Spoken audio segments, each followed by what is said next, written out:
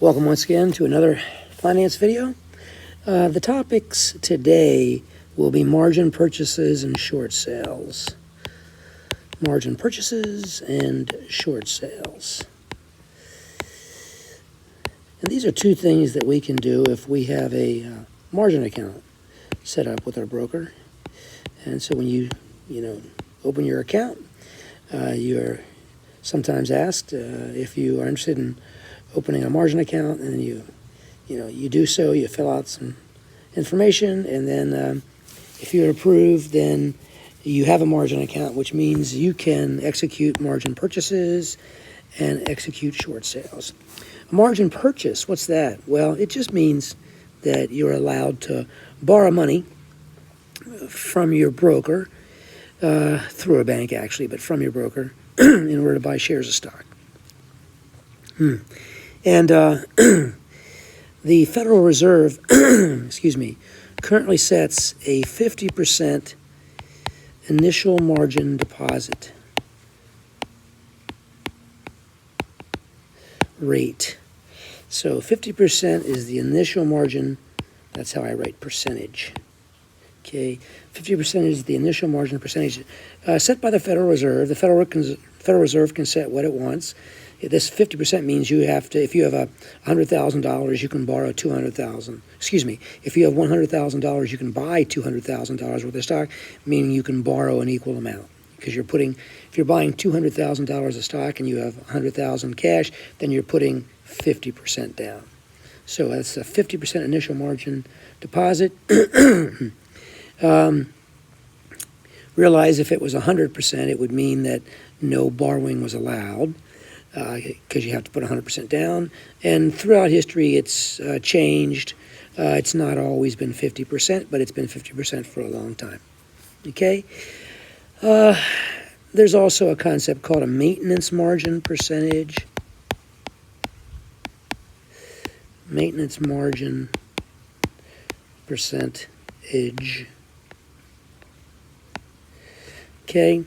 And the idea is here that, once you open your account and you set it up, and let's say you have a $100,000 and you make full use of your margin purchase capability, and you buy $200,000 worth of stock. So that's your market value at date zero. What if the stock price falls and your market value shortly afterwards becomes $50,000? I mean, what has to happen? Well, you can see that this concept of maintenance margin percentage becomes relevant, because the brokerage firm is going to try to ensure or to minimize the likelihood of them losing money. You can see in this case, your equity is totally wiped out because you only had $100,000 in cash. Okay? Your assets, the market value of your assets was $200,000. And so you had a loan for the difference, $100,000 loan from your broker. If the market value falls, as I've said it did by assumption, to $50,000, then you've lost all your money. That's gone. And as a matter of fact, the broker's now worried because they've lost, through your investment, they've lost $50,000 and only have $50,000 of assets of yours that they can take to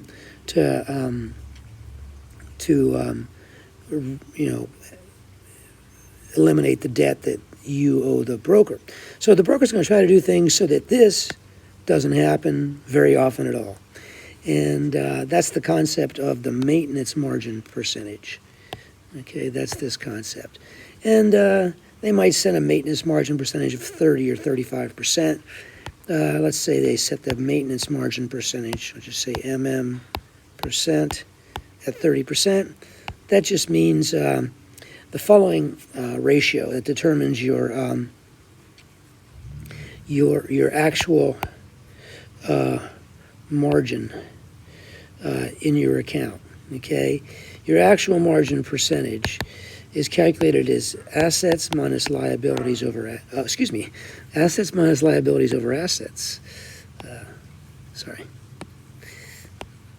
Okay, And in the above example, the assets would be 200,000. The loan would be 100,000, and the assets, of course, are 200,000 again. So the numerator becomes 100,000 over 200,000, or 0.5, or 50%. So your actual margin percentage is initially equal to your initial margin percentage, of course. And then if stock price starts to fall, then this is going to change. For example, if stock price falls to, say, 150,000, okay?